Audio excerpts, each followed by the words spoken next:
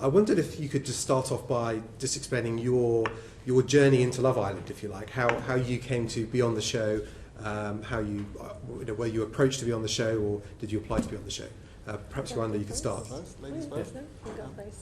Let's go first. Yeah, you see this. Alright, so basically, for me, I've had an agent since I was young, and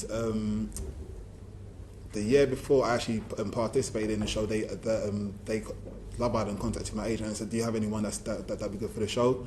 They put me forward. I went through I spoke to a couple of the casting producers, done a medical, but they wanted me to go on for the last 2 weeks of the show.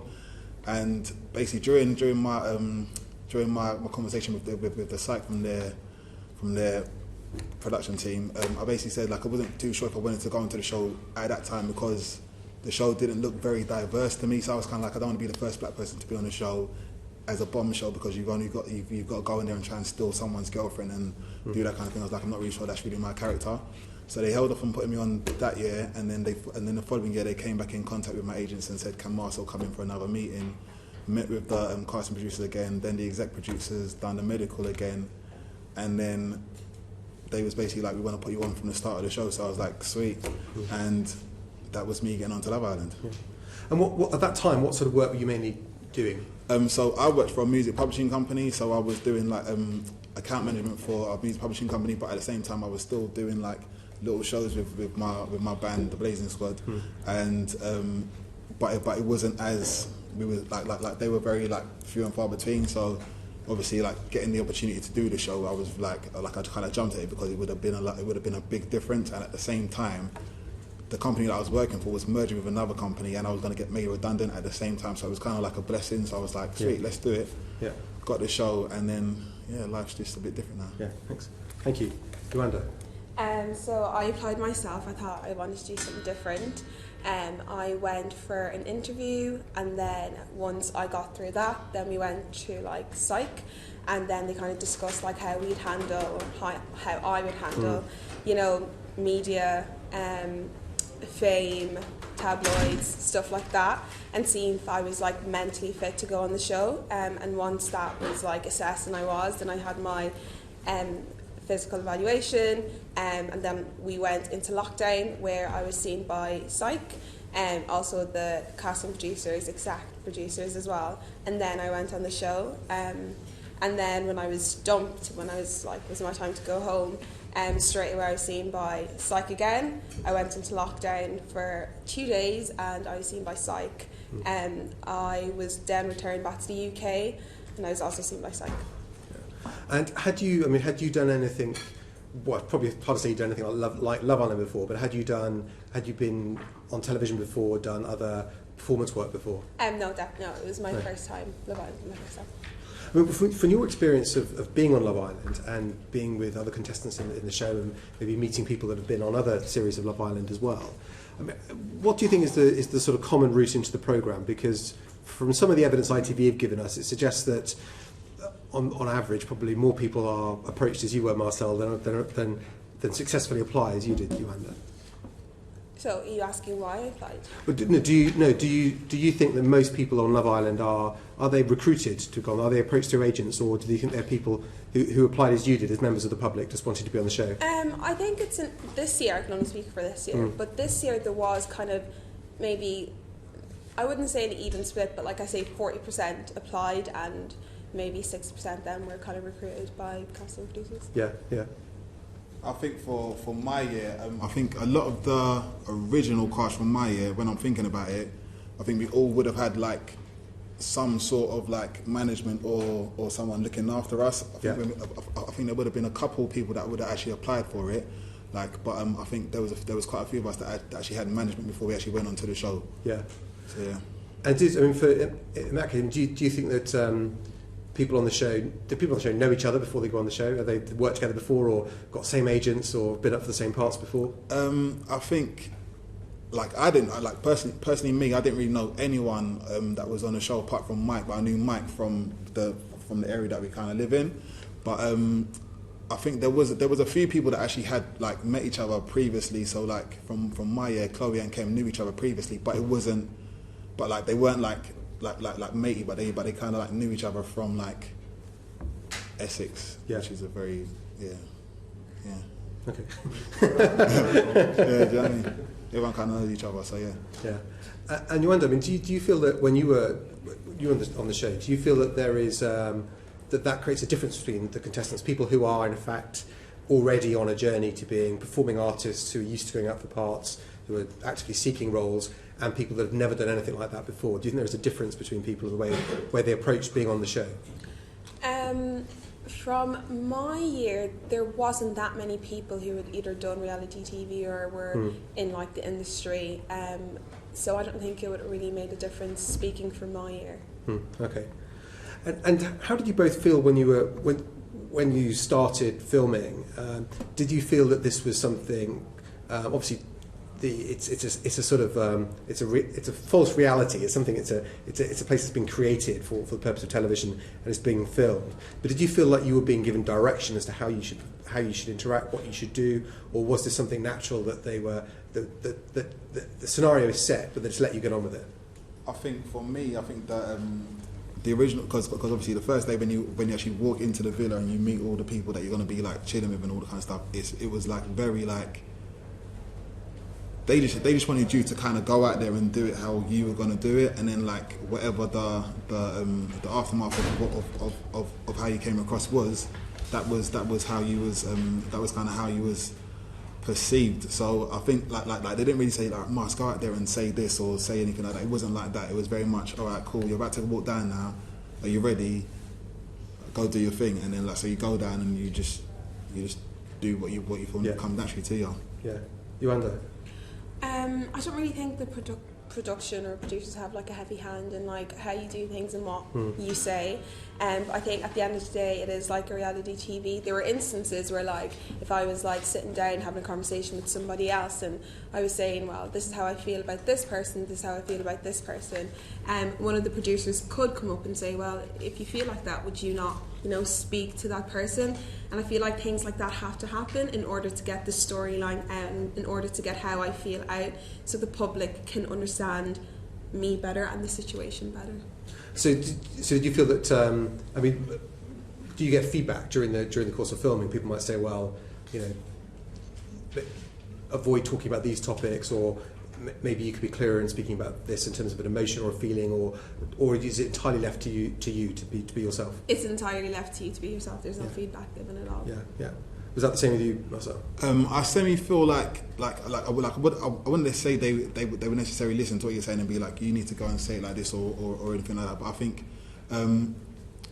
there was elements of time when say for instance you was having a conversation about something that was going on in your kind of in your like your kind of experience, and there would be times when they'd ask you to hold off on talking about it until another time when they could actually set up something to actually capture the moment. So like maybe you start talking about something and you'd be like, oh, I'm feeling like this, and then someone would probably come in and basically say like, can we just like hold off on talking about it until a later date? But they wouldn't necessarily say to you, you need to like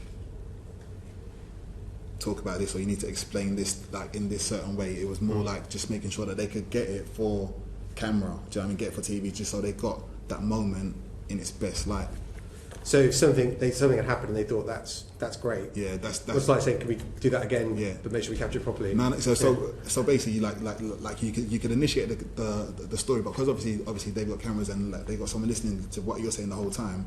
If they feel like it's going to be good for the storyline, they'll 100% make sure that they capture it in the best way. That's why but I think that's necessary for them to make the best TV show that they can possibly do. Do you know what I mean? Because if you're talking about something in a corner and there's only one camera capturing it, you're not capturing it in its best form. So like, I think that's more where they kind of intervene to kind of like. But it's to capture something that's happened naturally, rather than but in a better light, rather than inventing it. Exactly. Yeah. And I mean, did both of you feel that you were satisfied with the way you were with the way you came across? Obviously you've got you're being constantly filmed, but from that a program is made which is inevitably edited down. Yeah. I mean, did you feel that it reflected your experiences of being on Love Island, and did you think it was a fair portrayal of other people you were there with?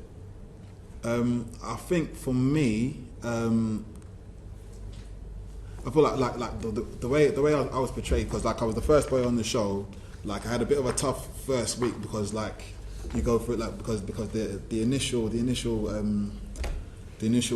start of the show, like the boys like the boys individually walk down. There's 5 girls waiting. They ask, "Oh, like, does anyone fancy Mars?" And then and like literally you're waiting for someone to step forward. No one stood forward, so I was like, "Oh my god, this is the worst day of my life." And then it's like it's basically on you to kind of like own that moment and just basically like go through it. So obviously in the back of my head I was thinking, "Oh, this is gonna be like I'm basically gonna be going home at the end of this week because like no one likes me, no one fancies me." But then as the week went on, my personality, like obviously you can only come across how you're gonna come across. So my personality kind of like shone through, and then I kind of like developed friendships with everyone. And then after that first week was done, I kind of realised like I can definitely handle myself in here. And then that's when that's when I feel like my journey actually began. And I think when you watch the show, when you watch my series, you can actually see that happening. And then I got to the final, so it was like I feel. They definitely put me across in the best light that they could, but I kind of think I only gave them good stuff to work with. Yeah. So, yeah. They had no choice. You know what I mean? They had no choice. Yewande, how about you? I think it's important to remember that we're there for 24 hours in a day, but like what's shown is only an hour, and I feel like there's different sides of everyone's personality, so in terms of editing and being shown or being perceived a certain way, I feel like they could have shown 15 minutes of like one side of your personality, and maybe that was what was shown. So I feel like it's different for everyone, because if you're there, as Marcel said, for a long period of time, every single side of your personality is shown and the public can fall in love with you. But if you're only there for a week and because of the edit or because of how you were or because of the situation you were put in, you could be perceived in a certain way, but that's not really because of the editing, it's because of the situation that you might have been in at that particular point in time when you were in the villa. Yeah. Charles Watling. Yes, thank you.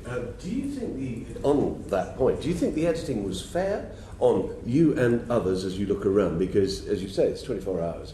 And the other question, of course, is do you forget about the cameras after a while? Do you just start existing there? Because you've got no phones, no television, I understand, so it's a sort of social experiment. And you've got to then relate to other people. But do you think the editing is fair? And was it fair for you? And do you think it was fair for the others? I think for me, I think the editing, because obviously like they've got to try and tie in humour. They've got to try and tie in like a lot of different things. Because the first week of the show, like they made a big point of me saying I used to be in the Blazing Squad, but like and they kind of edited it together to make it look like I said it all the time. But yes. I actually didn't say it all the time. But it was one of those things when so it's the first week they're trying to get everyone to kind of like interact with everyone. So one of the video producers would come to me like, Marcel, do you want to go and have a conversation with Kim? You haven't really spoke to him. And like maybe just drop into conversation that you used to be in the Blazing Squad. So I was like, all right, cool. So I did it. I'm thinking that's TV. I might as well do it. So I did it, and then it wasn't until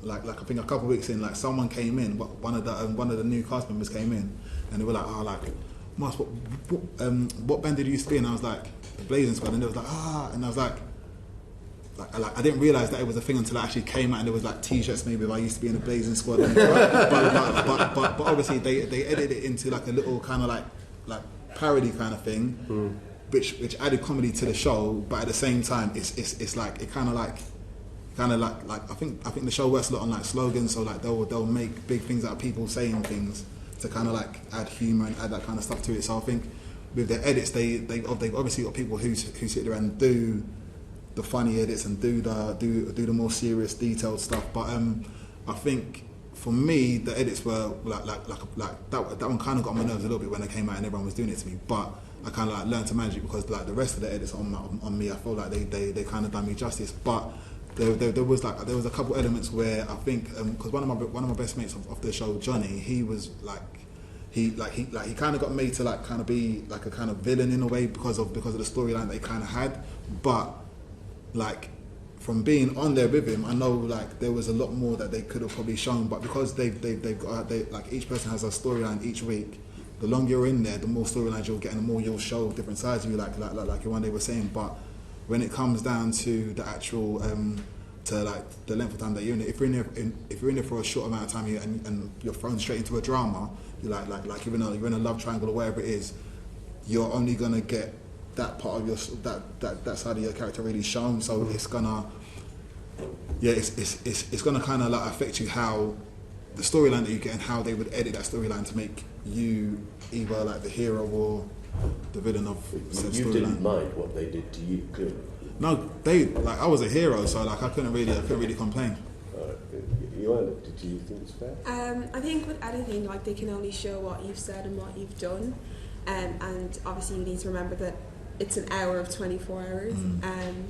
But obviously with me and the way I was shown, I had, like, before I left, I had a storyline, so I was shown in the way I acted and what I've done, and it was exactly the way it was. Obviously you can't show the whole situation, but it was how it was, and I was happy with it. But what about the others? Do you feel that any of the others were depicted badly? Or? I don't think they were deflected badly, but I think they just didn't get enough of everyone's personality out. But that's so hard to do because we're talking about an hour and we're talking about so many storylines, and you have to make TV, but that's just the way it is, really. Everybody understood. Thank you. Just you both use the expression storylines quite a lot. I mean, just in the context of the show, how would you just describe what a storyline is, just for the benefit of the community? All right, so basically, like, I think like a perfect example, like, so for me, the first week, obviously, like, I had a shocking first week, and like, I think the nation, like just from coming up and looking at the Twitter and all that, everyone, they need to send someone in from Mars. They need to send someone in from Mars.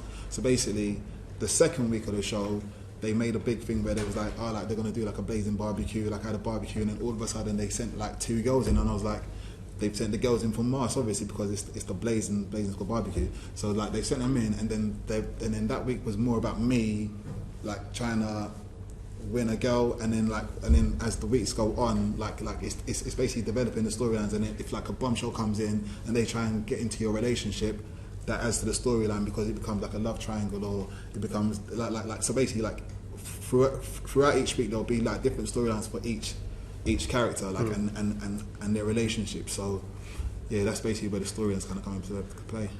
But the storyline is, from what you said, the storyline is something that is created by the show. So to create a scenario that put you in, effectively. Yeah, because obviously they put in the original cast, which will be like, I think it's like 5 boys, 5 girls, and then they'll throw in like a bombshell who will be the first storyline, which is who she's gonna pick. That's the storyline of like the first couple of episodes. She picks someone, and then all of a sudden it's like the next week they're sending in 2 new boys or 2 new girls, and then that adds to like another storyline. So it's basically just about like throwing people into the works to like try and see who they're gonna go for, see where the drama's gonna come from, and like I think that's but that's Love Island, and that's and that's the process of the show. Like, there's literally like 40 cast members each season, but there'll be like 10 originals, and then it's who they send in to kind of like stir up the pot.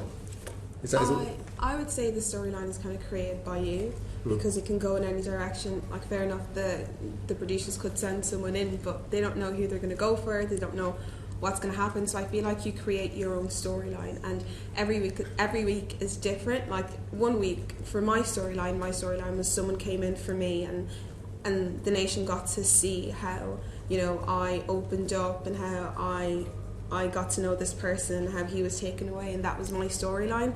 And the producers couldn't have created that storyline for me because they wouldn't have known how I would have reacted to him. So I think everyone creates their own storylines, and every week there is a different storyline of what's going on, and the storyline is just what's literally going on in the villa at that moment in time in that episode. Thank you. Ian Lucas. Just one quick question. What surprised you most about the show?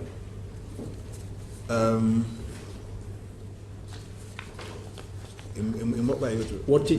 Was there anything about it that you didn't expect that actually happened, or something that was done differently? Something that you were surprised by?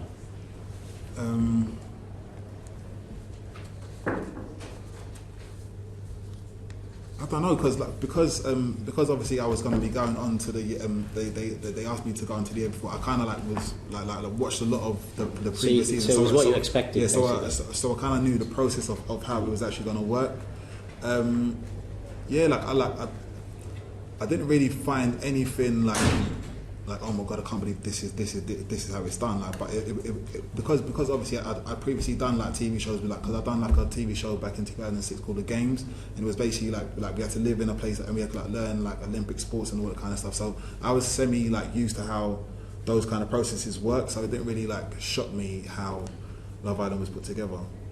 What about you, Yewande? I wouldn't say anything really shocked me. I think I thought it was going to be more like intense, because you watch it and there's like so much drama, but most of the time you're literally just like lying around, until it's like challenge day. When it's challenge day, that's when it's like you're like literally running down steps doing challenges, and like that used to be the thing that used to like take a lot of the days up.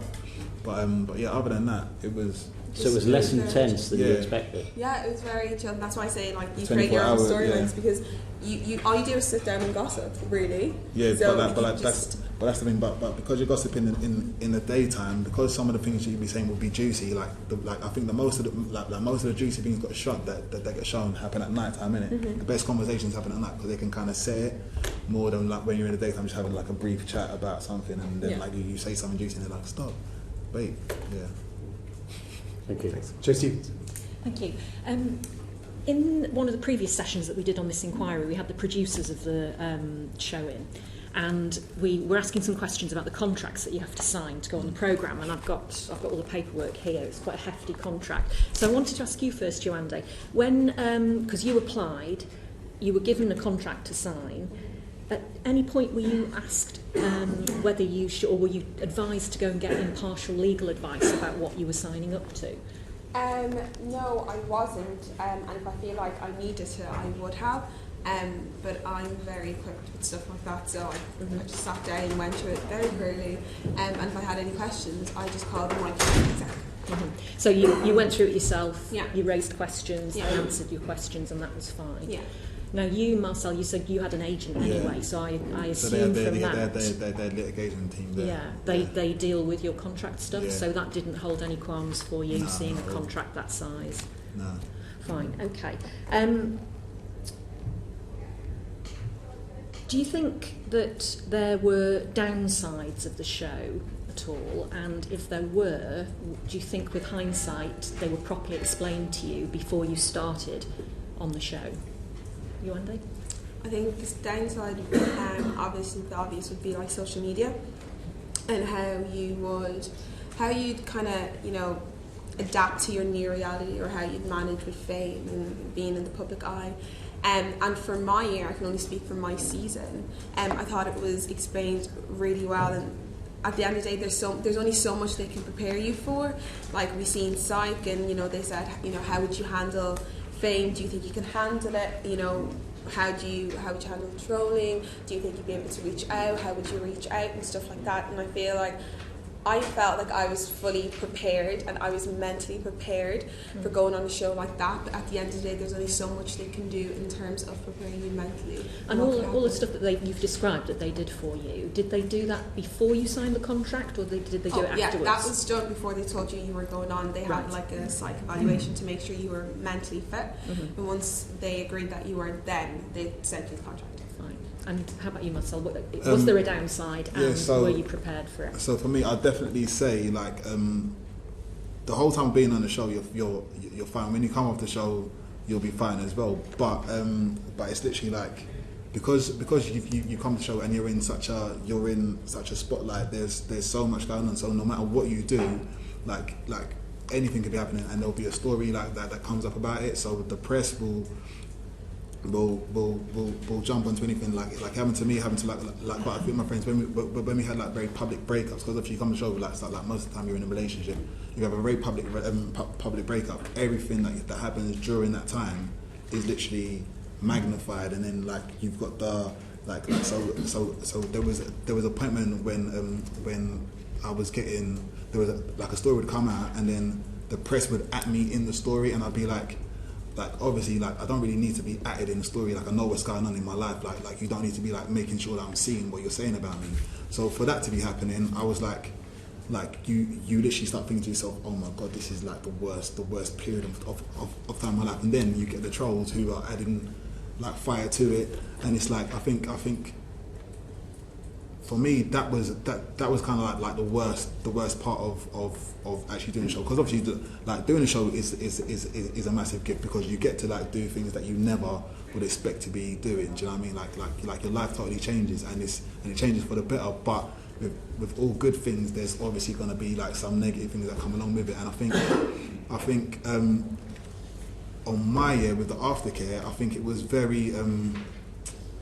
I think it was very different to Yewande's year, because like obviously they do a psych at the start of the before you go onto the show. You do your medical evaluations and all that kind of stuff, and then when the show's finished, like the first day when you come off, you do like another psych, and then like a week later you do another psych. But I think for me, the real time to be doing those psych evaluations and talking to people would be like 3 months or like 6 months down the line, because that's when you're fully into the midst of being famous and dealing with your new lifestyle. Because anyone can ask you, do you feel like you're prepared for the fame, and you've literally not spoke to anyone apart from like the production team, your family, your friends. You haven't really been out there in the world and dealing with all of the new stuff that's going to be coming your way. So I think that they've definitely changed it now, because obviously with stuff that happened to Mike and Sophie, like they definitely upped it and was more aware of their role in kind of supporting everyone after the show. So I think with the newer seasons, they definitely put things into place to kind of like make it like more to give you more support. But I think when my year finished, it wasn't as the aftercare situation wasn't as blown up as it is now. Do you know what I mean? Thank you. 'Cause I think some of my colleagues might ask you a bit more about that area afterwards. I've just got one final question, which I'll ask you first, Marcel. What role did money play on you going on the show? Were you motivated by money? Because when we looked at what was in the contract and this sort of payment that you get, we think it works out at about £2.80 an hour for your participation. Now I appreciate, it's the afterwards that you might financially benefit, but was money a motivation for you? Yeah, like I said previously, like literally the company that I was working for, I was going to be being made redundant. So it kind of came to a point when I was like, this is an opportunity. Like you don't really get opportunities like this all the time. But you got to think how many people apply for the show each year, and there's only like 40 people from each year that will get on as a cast, even if they're on for a week. Like they still see it as like a massive achievement, because there's thousands, hundreds of thousands of people applying. So to be given that opportunity, it was kind of like a situation of me saying to myself, like, Mars, you can literally stay and get your redundancy package, or you can do this show, see where it leads to, and you know what I mean? And who knows? And really and truthfully, I'm glad I did it, because it literally changed my life. It literally like gave me like an opportunity to do things that I've always wanted to do, and literally like it's benefited me in a massive way. So I think like if anyone was to say like money's the definite reason that they go into the show, I don't really reckon it's that, because obviously the amount that you get paid, like you're not getting paid like loads of money each week. They're on like the more weeks you're on there, the more money you get. So if you're on there for a week, you're literally like I can't remember how much money I was getting, but it wasn't massive amounts of money. But it's always the after, like it's always afterwards bit where you kind of like make your money. Okay, how about you, Yewande? What was your motivation? I didn't even know we were getting paid on the same contract. Right. I was so shocked. But I think I just wanted to go on because I thought I wanted to do something different, something fun, something memorable. And for me, it was going on a show like Love Island. And that's why I went on. It wasn't really anything else to do with money. Okay, thank you. Thank you. Brendan O'Hara. Thank you for coming on. Can I just check, what years did you both appear? I did 2017. 2019. 17 and 19. And you said you were given pre-show psychological testing. Do you know who provided that pre-show evaluation? Was it one individual, or was it a company, was it a group of people, or was it a number of different individuals? I did mine with, it was Marcy. Did Marcy do yours? No, for me it was Dr. Scott and a lady called Lou, and we stuck with both of them throughout the show and after the show was on. And so you both had one individual point of contact throughout before, during and after? Was it the same person who provided that support? I think during the show, I did like there wasn't really times when I actually felt like I needed to actually like speak to anyone. Like I think if you was at any point feeling low, you could literally go to the beach hut. Yeah, I forgot what it was called. You could go to the beach hut and basically say like I'm feeling like a certain way because a couple of my mates went up and had little bits of time out from the villa and all that kind of stuff. But yeah, like I think for me it was Marcy before I went on the show, and then when I first came out and I was out there, like literally just left the villa, we done another one with her, and then when we got back there was someone from I think from ITV that came and had a chat with us as well. Okay. Was there ever any discussion as to who the person was that was providing it, how qualified that person was, what their background was? Did that ever come up, or did you ever ask? No, I never really asked, but I kind of just thought it was just like a psychiatrist.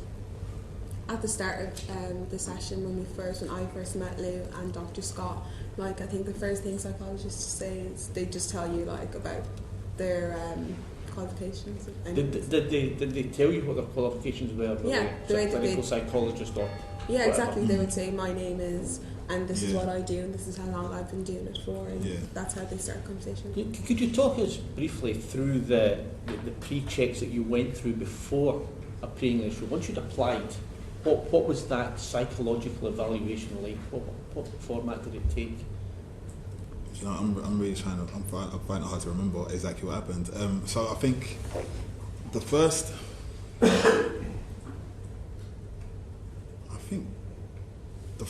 so in 2016 when I was going to go on as a bombshell, they I think the first evaluation I done was via like it was done by FaceTime because I think she was already out. She was already out in Mallorca filming. So while they were filming, like doing the psych out there. But then I think the following year, because I was going on earlier, I done it face to face with her.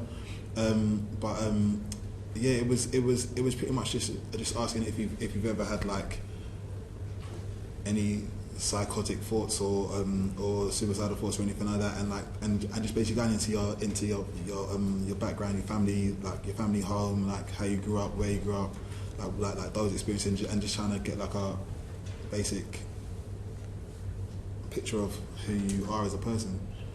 Was that the same for you? Yeah, it was exactly what it was like. They just wanted to get a better picture of where you were mentally, and get to know you better as a person as well.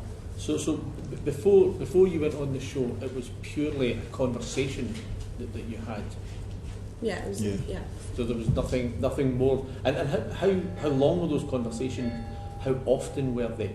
And how in depth do you think they were? They were very in depth. With the first one, before I knew I was going on, this was just like a pre-check. It was about, let's say, half an hour to an hour. And then I did my medical, and then when I was contacted to say that they'd like me on as a cast member for this year, then I had another psych evaluation, and then when I was then flown to Mallorca, we were in lockdown for a week before we went into the actual villa, and then I had a conversation with psych and all the execs, and then once we were in the villa, there was psych on site 24/7, and that was available to us. And the conversations that you had, do you think they were them testing you out as to how you would perform on the show, or were they seeing how you would handle the aftermath of what was inevitably going to follow from such a high-profile programme? It was seeing if you were ready. I think it was to seeing where you were mentally and if you were mentally able to cope. Yeah. And it was then to seeing if and how you deal with it, because most of the questions would be like how do you feel today, and what do you like. I think before I went on, one of the questions were how would you handle not being picked, because the way coupling would work would be there would be 5 girls and five guys, and so one person would walk out and then they'd make their pick, and you could be chosen last or you couldn't be chosen at all, and they'd say how would you cope with that, how do you feel, how would you feel about that, and that's the kind of conversations we'd have. Yeah, see, I didn't have that conversation, and then it happened, and I was like, oh my god, what do I do? But no, Sorry, I missed that. No, so basically she you said didn't that have a conversation like that. So that question, maybe they asked that question because potentially what have happened to me the years previously, because on each season there's always been someone who's not been picked, and I feel like it's like I think it's semi down to because it does add reaction and it does add like a cliffhanger to like the first part of the show, and it's like, oh my god, like no one's looking forward, what's gonna happen next? But it is. See, I definitely didn't get asked that question because I would have been like, I don't know what I would have said to that question. What did you say to that question? You probably thought you were going to get picked, didn't you? I thought I was going to get picked, but I didn't. But yeah. How did that feel? No, I'm not. So, did you think that the conversations you had before you went on, did they prepare you for what you encountered on the show, and how did they help post the show? I think it did help before I went on, because then I kind of had a chance to think about every possible scenario and what the outcome could have been and what it was like, so I was able to like mentally and maybe emotionally prepare myself for what could have happened. And after the show, because I was in psych a lot of the times, I think it wasn't even just about the show, it was about you, and I think with my psych, Lou, she was able to pick out some points about why I handle certain situations like this, and it was more about helping me grow better as a person. And even when we have our sessions outside, like now that I'm out of the villa, it's working on you as a person. Okay. And during the show, were you happy with the psychological support that was available? You knew how to access it, you knew where to go, and was there a peer pressure not to, or if you needed it, was it always readily available? I don't really feel like there was a peer pressure like not to ask for help. Like obviously, like if anyone was feeling a certain way, they could always go and have a conversation. But majority of the time on my season, everyone would just come and have a conversation with me, because literally I turned into I was literally an in-villa doctor, because everyone would come to me with their problems. But I think you knew the process, so you go to the beach hut and basically tell them like, I'm not really feeling up to this, or I'm feeling a little bit low, whatever it was, and that would be the process of doing it. You'd have a conversation in there. Then if they felt you needed to like have like a bit of time off, they'd take you and go and you'd have a little bit of time at the villa and go and speak to Marcy. But yeah, I don't feel like there was peer pressure on like not to ask for it. It wasn't anything where you'd feel ashamed to be like, nah, like I'm not going to go and ask. It wasn't anything like that. I think this year they did a really good job, just because during lunchtime and dinner we had welfare, and they kind of come in, and I think what they did really well was they nearly became our friends, even though they were welfare, and we felt comfortable speaking to them because we seen them every day. Once they came in, we were just really happy, because it was like seeing someone from the outside world, but who you were friends with, and you knew that they were there to help you out. So I think as time got on, before you even ask for a psych, you just sit down with Rom and say, do you know what, I just feel really shit today, or I don't know what's going on, or this situation. And I feel like that's what they did really well this year, was having welfare, and we seen them twice a day for an hour. We didn't have that on our year. We'd have the villa producers who were literally they'd be about, if something was happening, like they'd be the person to come in and talk to you, but they'd be the people that would be sitting with you, making sure you're not talking about anything while you're doing your lunch, because during lunch they didn't film during lunch, like nothing from lunch or dinner was filmed. But we didn't have welfare on our year, so that's. So it'd be fair to say that there seems to be a marked difference between what you experienced at 17 and what you experienced in 19 in terms of that psychological support and that availability of someone to talk to. Is that a fair assessment? I feel like, that's based on what I've heard, And so, were you prepared or in any way to handle the aftermath of coming out of the show, and how long did the producers keep in contact with you once you had left? So for me, after the show, so basically so once all the filming in Mallorca was done, you'd come back to England, like you'd do like a little like if it was in a final, you'd do like a kind of like day with where they come and form you afterwards, and I kind of like get like, oh, like what are they up to now stuff for the reunion show, but it was more.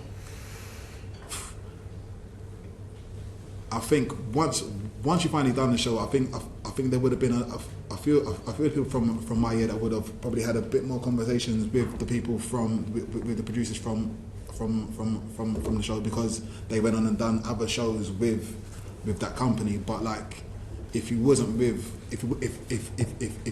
that, you kind of like left to your own devices in a way, because obviously you had like everyone would have come out and got like management, would have gone into like doing different routes, doing different shows and stuff like that. But it wasn't like I wouldn't say that there was like a big thing of like them contacting me being like, Mars, how's things going? It was more like if there was something coming up like an award show or whatever it was, like we'd probably like get contacted and be like, oh, like you come to the show, this, that, the other, blah blah. But it wasn't much of a how's things going now. It wasn't really that kind of situation. So yeah. Yeah, for me it's totally different. They keep in contact all the time, just because I feel like we built such a good relationship with all the production and welfare, and I think they also kind of follow your social media, and they'll say, oh, how was that event yesterday, or how are you keeping, or are you doing well, do you need anything, and yeah, I think the support is really good. One final question. Looking at the show itself, are there any particular format points in the show that you look at, you think that should be toned down or it should be scrapped because it just puts contestants under far too much psychological pressure? I think there's alright. So I think the lie detector, which I think they've actually scrapped that, because that was like, you could see the amount of stress that people doing the actual lie detector were going through, like, because on our year it was the girls, and they waited until like, and they left like the girl that I was with until the last one. So she's obviously seeing people going in, coming out, and it's just like the anxiety just building in you, innit? So I think it's good that they've definitely scrapped that one, because that was, and plus you don't really know how accurate it is, like, because I'm pretty sure I've seen the same lie detector on like eBay for like £99 or something like that. So I'm like, I don't know, I'm not too sure. But like, I think that, and I think obviously I'm going to say this just because I experienced it. But I think, you know, when you walk down and they say, does anyone fancy you? Then they wait for them to step forward, and if no one steps forward, you've still got to pick a girl anyway. So it's literally like they make you do that to get that reaction, and then you've got to couple up with someone anyway, so you've got to pick someone anyway. So if they was to cut that bit out and say, Marcel, who do you want to pick? You pick that person. Even if they don't want to stay with you, they can then step forward and pick someone else. But the initial, being the first person down and having to deal with that, it's literally, it's mad. It's nuts. Is there anything from this series which you think is... No, obviously, as Marcel said, they cut out the lie detector test, so we didn't really get to experience that. So nothing for me personally. Okay, thank you. Thanks very much.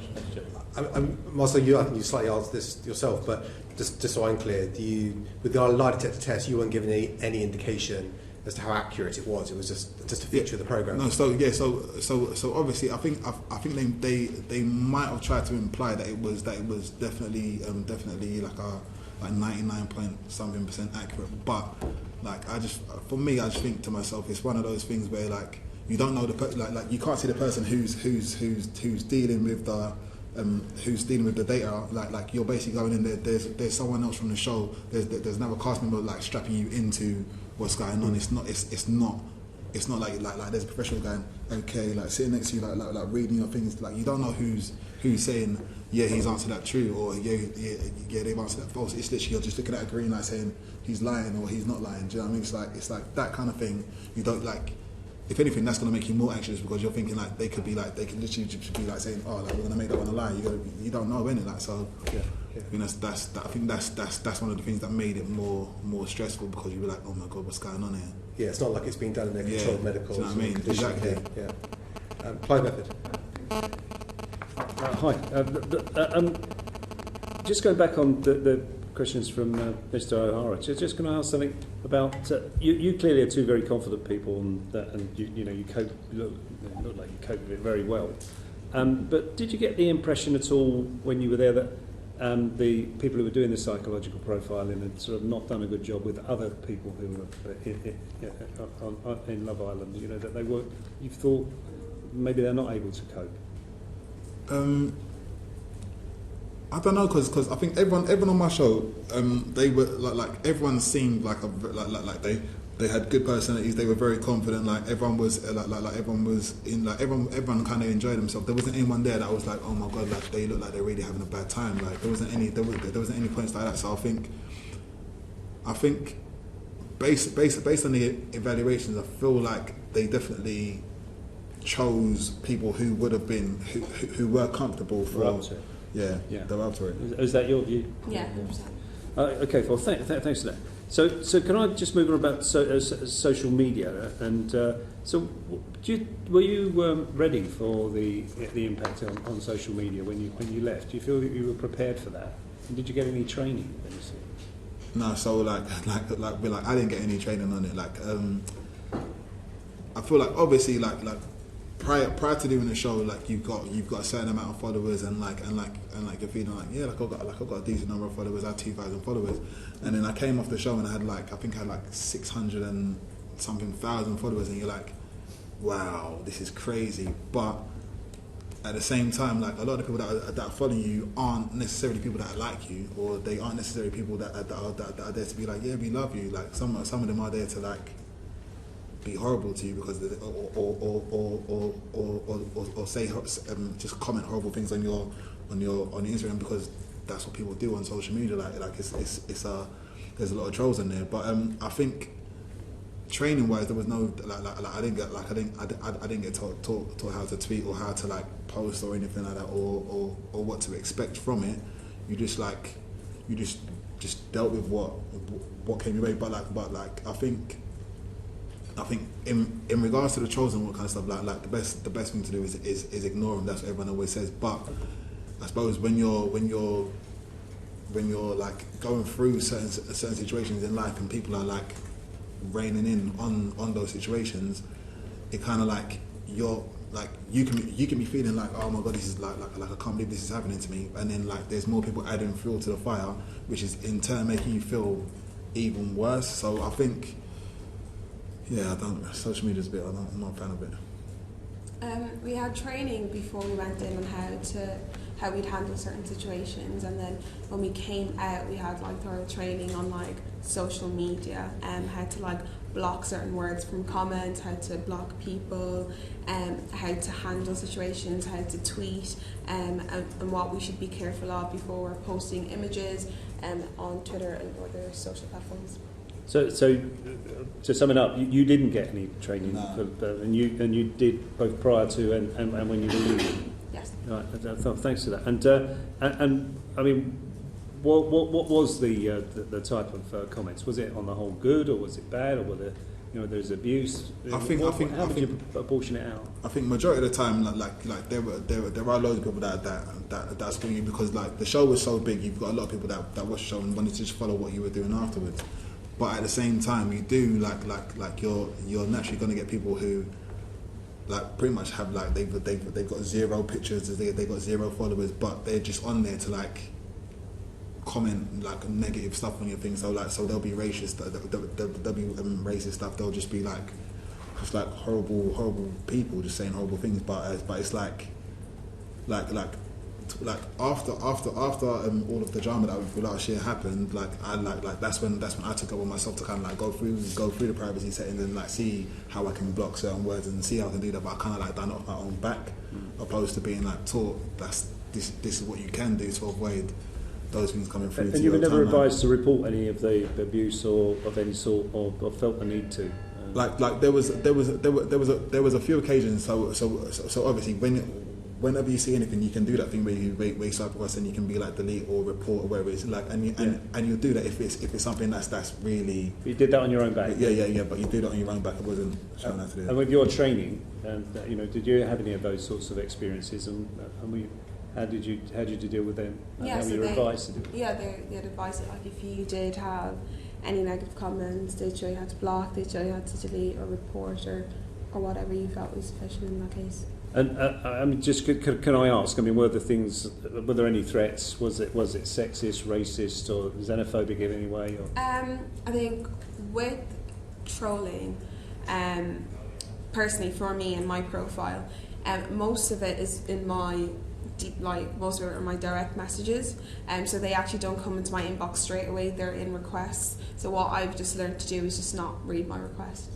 Right, and then for you, is it similar? Yeah, it was pretty much the same. Like there were like a few things when it was coming through in the comments, but like obviously you can do the thing where you can block certain words. So like obviously there'll be certain words that I would have blocked, which are probably not relevant to be said here. But yeah.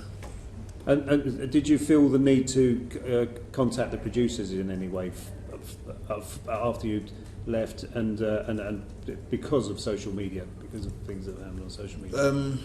I think for me, I didn't really feel like. I think for me, I felt like because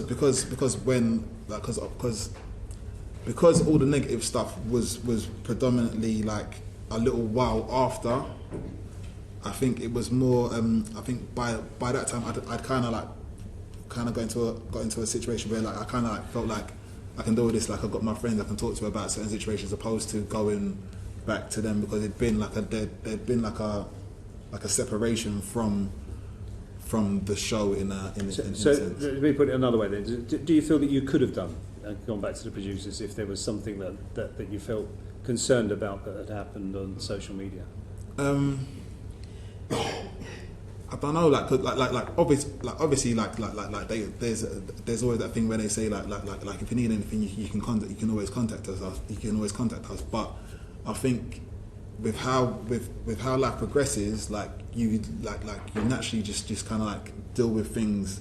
For me, I'm always one to kind of like deal with things myself, and like kind of like just use the people that I have in my circle to kind of be my support system, opposed to like going and speaking to someone else that I haven't really spoke to for like a certain amount of time.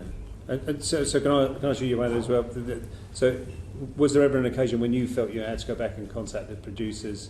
And well, you're nodding. Personally, for me, I didn't feel like I needed to, just because I was equipped with like the level of training I needed to deal with certain situations.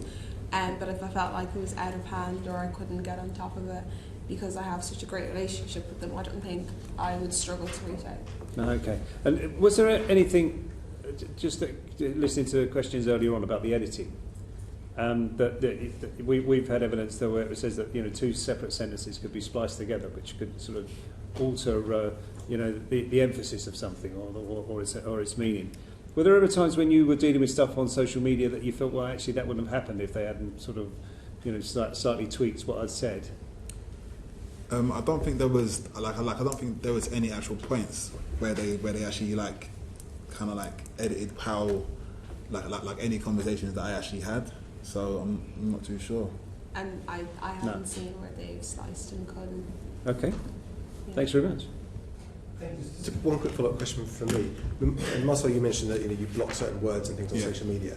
I mean, looking at the, there's been recently quite a lot of focus on sort of racially motivated abuse that footballers like Paul Pogba have received.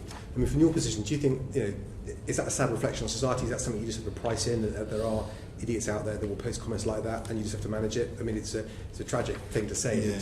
Could you relate to the experience that other people go through? I 100%. I can definitely relate to those instances because it's like you said, Yewande, like there'll be a lot of times like in your direct messages you'll literally get sent the most random things. The girl that I came off the show with was getting sent some absolutely vulgar stuff because she came to the show with me and she was Caucasian. So like it's like there's definitely elements to society where there will be people who kind of feel like they can say that kind of stuff and but like they obviously do it behind like a shield of their phone, and like they probably wouldn't say it to your face if they was to like come up close to you, but because I don't know, like mentally or whatever it is, they feel like they need to say horrible things to people. So yeah.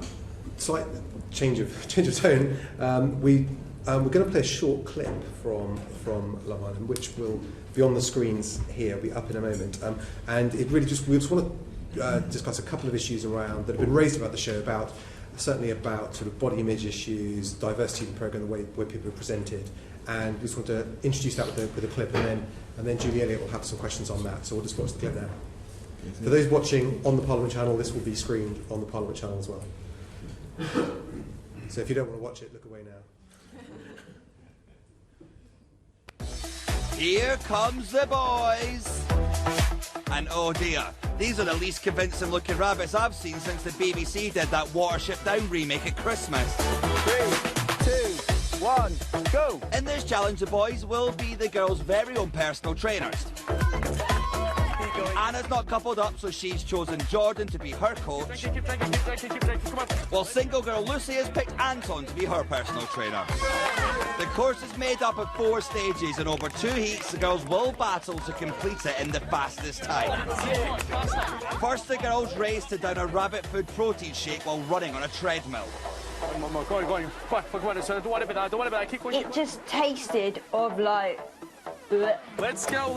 Go on, girl, keep it going. Drink that juice. Woo! I thought I had quite a strong stomach. It turns out I don't. Come on, girl. No, maybe. When they finish the shake, they jump on a box and do 10 bunny hops. 9, 10. All right, done. Next. Then, while on a rowing machine, they must munch a carrot without using their hands. Sorry, pause.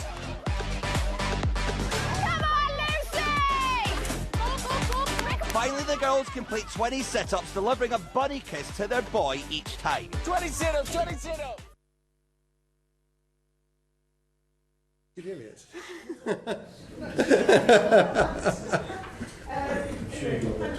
It's been fascinating listening to you. Earlier on, you said that you thought it was about a 60-40 split of people who'd been kind of got through agencies and whatever, or just applied. Actually, of the 36 contributors, only 6 came from general applications. Really? Yeah. In this series. So, do you think that, and especially after watching that, do you think that Love Island producers have an ideal contestant in mind?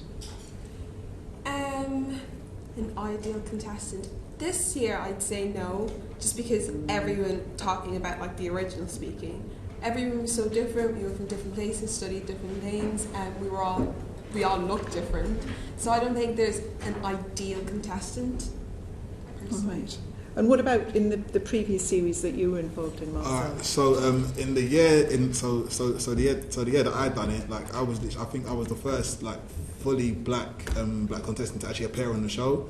So I think as the years have gone on, you can see that like they've tried to add more diversity into the show 100%. But I think maybe them putting me onto the show was probably because I've had like a background in doing those kind of things, so maybe like my personality and the way that I kind of carry myself would be very much suitable for television and to also be like a black male. It kind of added like a bit of diversity to the show, so maybe that was one of the... But you were the third series, weren't you? Yeah, so the there'd third never series. been a person... So prior to that, the 2 years before, they had Rykard, who was mixed race, and they had Marlon, who was mixed race, and I think a guy called Troy, who was also mixed race. But then on my year, like I was literally, they had me as first black male, but then they had Theo, Montana, and what's his name? I forgot his name. Simon, like. But we're kind of in single figures, people who are non-white, out of over 100 people who've taken part. Yeah, literally. Which is not really very good, is it? There's only 40 people who took part. Sorry? You said out of 100 people that took part? Well, the 3 series up to Marcel. Marcel was in the third series. So it's about 30 to 40, isn't it, per series? Yeah, basically. But do you feel, Marcel, that happens all the time, don't worry about it, that the producers had an ideal type of person that they wanted on the show? I definitely feel... because obviously I said earlier I didn't want to go into the second season of the Bombshell because I had an actual thing from watching the show that I was going to be very much alienated on the show, and I kind of felt like I didn't want to be like a character going on there trying to steal someone's girlfriend, because that's just going to make me like into like a kind of like a negative kind of like negative caricature on the show anyway. So I was like, nah, like I don't really want to do that. And then the following year, I think they definitely I think they definitely wanted to add a bit of ethnicity to the casting. And I think as the years have gone by, like even the year after mine, they had Samira on there from the start. She was the first black woman to actually be on the show.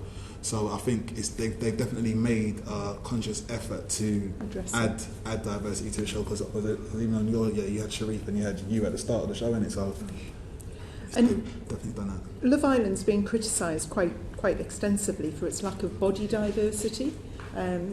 People's shapes, sizes, whatever. Do you think the producers should be selecting contestants from a greater range of types of body type? I think personally it's a little bit unfair to say it's a reality TV show issue. I feel like this is a social issue. Sorry? I said I think it's a social issue, the body diversity issue. And I think society they've ingrained what an ideal body type is, and I feel like because of that only certain type of people would apply for the show, so they can only cast people on and who's applied. Except that we've already seen that most of the people who appear on the show are actually people they go out and seek, as opposed to people who just apply. I think you're very unusual to have just applied, on spec. And I think personally we should have far more people who just apply like you do. So the producers of the show actually go out for specific people. And clearly when they went to your agent, Marcel, they knew who you were, what you looked like, what your shape was, and I presume that's the same for all of the other people that they go out and seek. So I accept body image as a much bigger thing, but programmes like Love Island do have huge influence on not just young people, but a lot of people in society. So they actually probably should be even more responsible in who they choose to come on, and that's why I'm saying, do you think they should broaden the range of body images and types and bills of people that they have on the show? I think it would definitely make. I think it would definitely add more to the show, because it's not just like athletic built people that fall in love. Like there's like all different kinds of people fall in love on the show, and like so in real life. So I hope so. Life would be very boring. You know what I mean? You know what I'm saying? That. Do you know what I mean? So potentially it would be good for them to have a bit more variance in the figures and the shapes of people that they put on the show.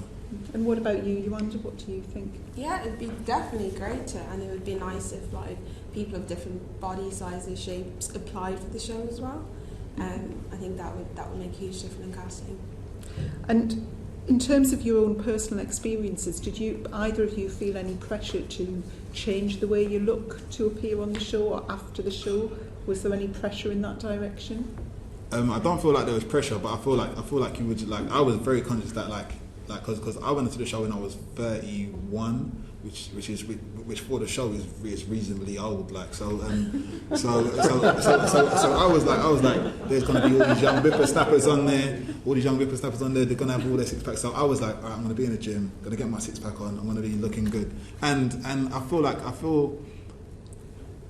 it just adds to confidence on the show. And like if you go into the show and you feel confident in yourself, then you'll be more confident in putting yourself across, opposed to like if you was feeling like anxious or insecure about how you was looking, you would 100% go into the show and be feeling like nervous and worried about what people are going to think of me and all that kind of stuff. So yeah, but even saying that, it doesn't matter how prepared you are, like physically or whatever it is, like you never know what the other people are going to think of you from the start of the show anyway, so yeah. And at no point nothing was said to you to change the way you look? No. Your personal... Well, I don't know whether or not they can actually see that I obviously go to the gym and I was looking after myself, but there was never any real pressure to be like, Marsh, you need to make sure that you've got like a six pack and biceps by the time you go into the show. It was nothing like that. It was more like, oh, Marsh, I'll see you when the show starts, innit? Because they kind of knew that I'd done it already. Do you know what I mean? Yeah. And Yewande, what about you? I wouldn't say there's huge pressure, but like for any holiday you want to look your best. Like if you know you're going to be in bikini for 8 weeks, yeah, sure. You'd want to look your best, and that's not even for a TV show. If you were going on holiday for like 2 weeks and you knew you were going to be in bikini, you'd want to look your best. So I don't think there's any huge pressure. I think it's just the way it is, like. You feel? Yeah, the way you feel. You don't have to go to the gym if you don't want to. Like, I think it's just a personal choice. Yeah. And do most of the people that you talk to who you appeared on the shows with, did they all feel the same about this, or was it never discussed? Or it actually was discussed. I think if we talk about the original lineup, I think out of all the girls, me and Lucy were the only people who actually went to the gym, like who regularly go to the gym. Like, I've been going to the gym for like 3 years. Okay. So no one else did. And when you were on, was it discussed or? No, well, I think it was literally like a natural thing that the boys would literally get up and go over because there's like a little gym area in the garden, and like the boys that wanted to train would literally get up in the morning, have breakfast, and then go down, and literally like whoever was going to come out, and majority of the time all of the boys would come out and like do a little something in the morning just to beef up a little bit. Okay, thank you. Thanks. Can I just ask something? Yes. Yeah, it was just that, going back on the social media, just how much of the social media commented on body image and focused on that. Was there a lot of negativity around that? I mean, you're able to comment.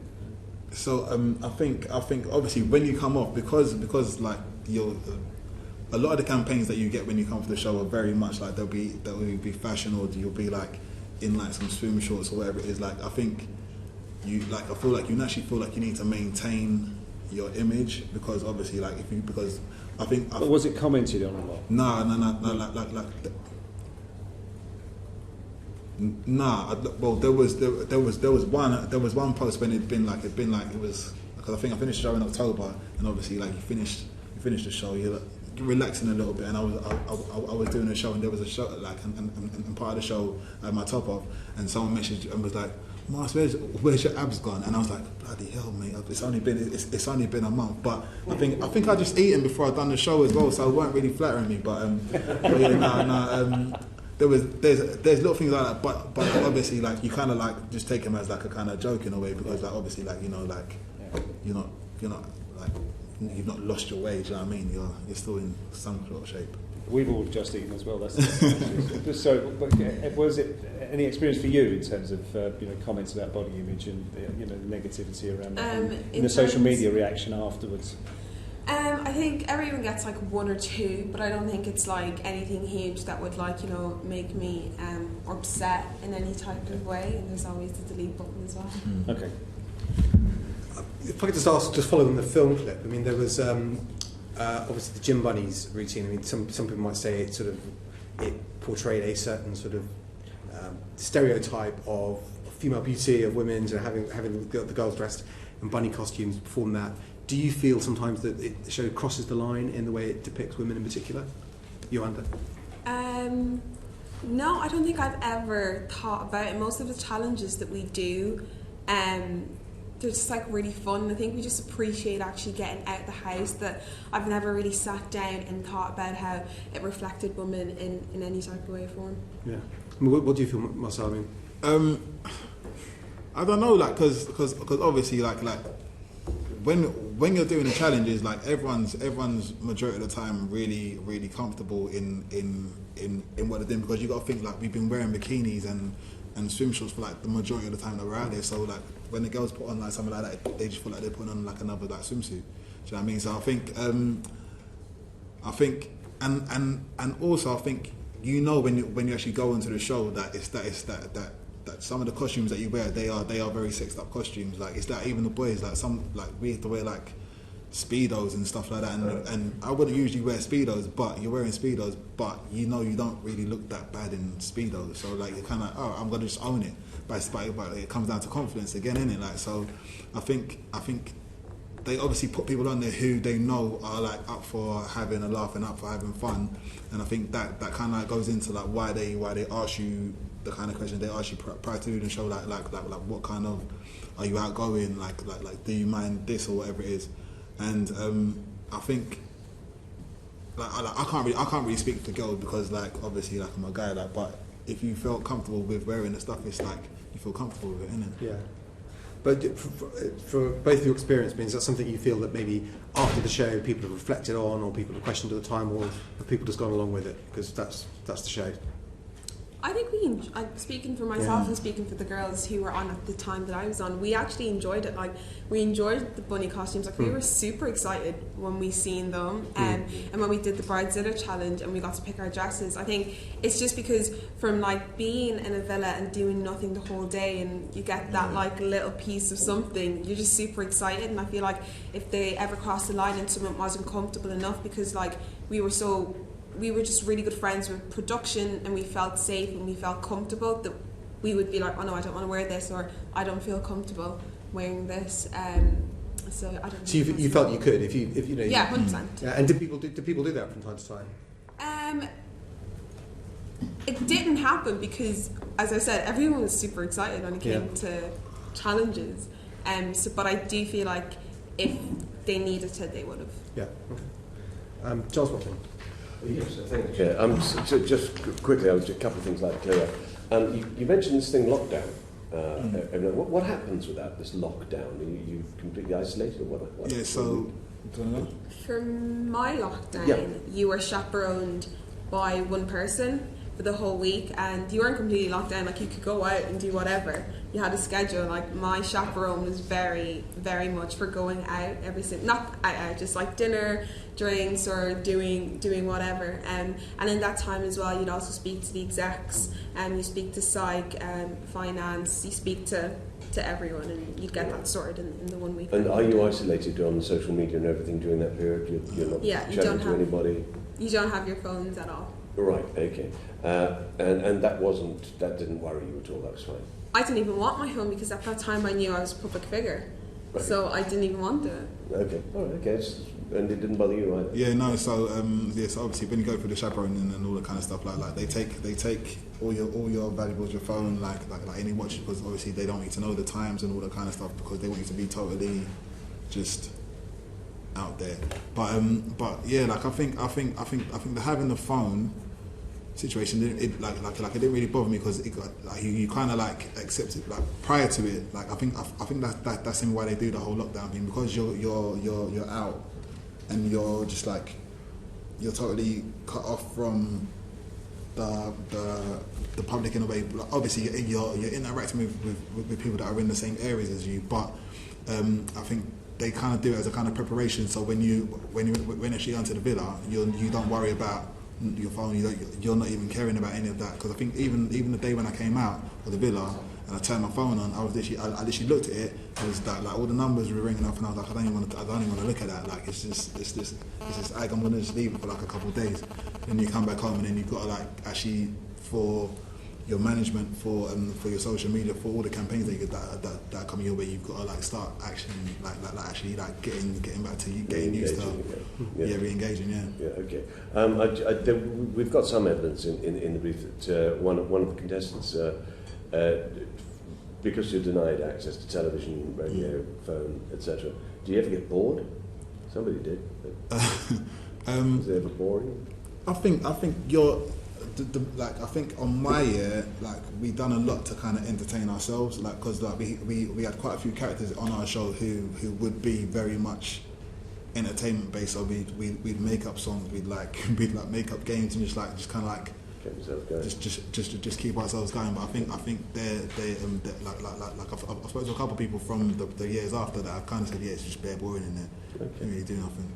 Okay. And you no, never bored? You just like Marcel said, I think everyone just kind of has fun with each other and just like have the absolute laws, make up songs, and we're always gossiping anyways for the whole day. So I don't think you get bored, and sometimes you actually just want to relax and do nothing and just lie on the daybeds and just catch up really. Okay, and just one sort of other on this part of it. I mean, is alcohol part of it? Are you given drinks? So basically, like because they don't want you to be like drunk, like you literally would get like 2 drinks a night. So that's basically like you can get like 2 glasses of wine a night, and that would literally be the limit. Like you wouldn't get any more than that because they didn't want anyone to be like.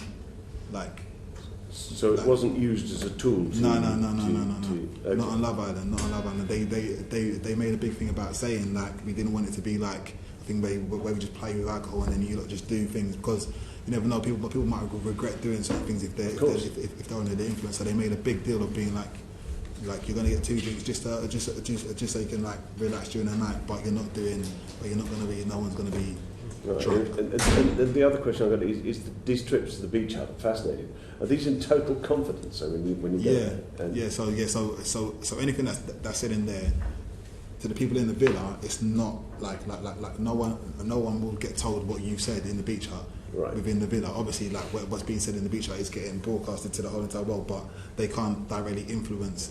Well, not everything that's being said in there, but like things that are. Oh, so they broadcast what's in the beach? Yeah. So there'll be elements where but the majority of the time, the things that are broadcasted are the things where, like, if you've done a challenge, they'll bring you in after you've done a challenge and say, "Oh, so how did you find the challenge?" But if you go to them off your own personal back and say, I'm feeling a bit ill. Can I do this? Whatever it is, that won't be broadcasted to the public. It's only things that will tie into the storylines and tie into get that clear. Moving on, looking at life after Love Island. Now, did you have any expectations of what that would be, how it was going to go? I mean, and did it live up to your expectations? So basically, from seeing the people that done the year before my show, obviously, like I knew, like you become like a social media face. You like for the guys, you do a lot of PAs. Like if you're a popular contestant, you will do like a load of PAs. And like that's something what I was more expecting, but the actual vastness of the things you get asked to do. So I've written a book, I've done all these different things, and it's like you don't expect you don't naturally expect to be doing those things, but you do get a lot of benefits from doing the show more because I think my year was the year that kind of propelled it into like the actual like nationwide. And when you said PAs, you're talking about things like opening nightclubs. Exactly. Stuff like that. Kind of thing. Yeah, okay. And Yewande, did it? What were your expectations of after the show? And how's it? Because it's early days yet, isn't it? Really, it's early days. I tried to go in and have like. I didn't want to have like high expectations, or I didn't want to think certain things would come from it. I just kind of went in there for the experience. So then coming out now, I'm just kind of dealing with everything that kind of comes with it. Okay, and you're getting help and guidance on that? Yeah, definitely, 100%. Okay, that's good to hear. So, has it, having, and I think this is really more for Marcel because there's been more time, you're now a reality TV star. Has that placed any restrictions on what you can do? So, when you do a show like Love Island, like for what I found is like all the shows that you kind of get offered to do after you do them are basically based on your love life. So you'd either do like more dating shows or actually like there were other things that I do, like so you'd be on panels. I've done a couple of other ITV stuff, but I don't think being a reality star really restricts you now because obviously like with Love Island you do. It's like my agents will always say like if anything's happening, they will always ask, have you got anyone from Love Island on your books? Like that's one of the big things that they kind of got that a lot of companies, a lot of brands will go for now because they know how big the show actually is. So it doesn't really restrict you from doing things, but obviously I'm like I still make music, I still produce music and I DJ and stuff like that. So it's if anything, it kind of like works in my favour. But at the same time, as a DJ, like because you've been on Love Island, if clubs are looking to book people, they won't necessarily book you if you've been on Love Island. Like so because I was on Love Island in 2017, if you're trying to get booked as a DJ now in 2015, they'll still look at you as from Love Island opposed to as the DJ. So like unless you've like no restrictions. It's all good news as far as you're concerned. But Yewande, I understand you're a scientist, and so you've come out of Love Island, and do you want to carry on being in the world of science, or? Yeah, definitely. Eventually, I will go back, and I get calls at least once or twice a week from different agencies to be a consultant. So I know it's not an issue to. And it's not going to be an issue. It's not going to be an issue at all. Okay, well that's good to hear. Thank you very much. I think that concludes our questions for this session. We'd really like to thank you both for giving the time to come in and also being so sort of candid and open in the answers you've given. We really appreciate it. Thank you. Fantastic. Thanks.